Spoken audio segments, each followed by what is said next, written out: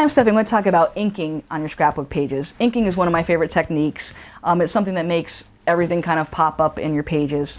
Inking is really simple. A lot of people are afraid of it for some reason, and I'm not sure why, because it is really simple. You can choose to ink the same color that you have. Like in this picture, I've got a red background, so I could do in red, or I could choose a color that I'm using, like blue. On this one, I'm going to choose to use brown. Brown gives it a more aged look and tends to, just kind of give it a distressed kind of look and show up. You just carefully take the pad and just rub it along the edges, and you'll see how it picks up the color. And it gives it, kind of a messy look, but at the same time, I think it's a really fun look, and it'll make the picture, pop up that much more off your page.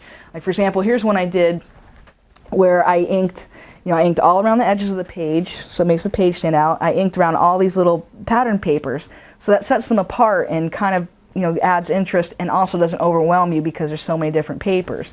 The ink kind of pulls them all together in that way, and brings them together. You can also, another thing that you can do with ink that works out well is you just take the piece of paper that you want to ink and just crumple it up like a ball, and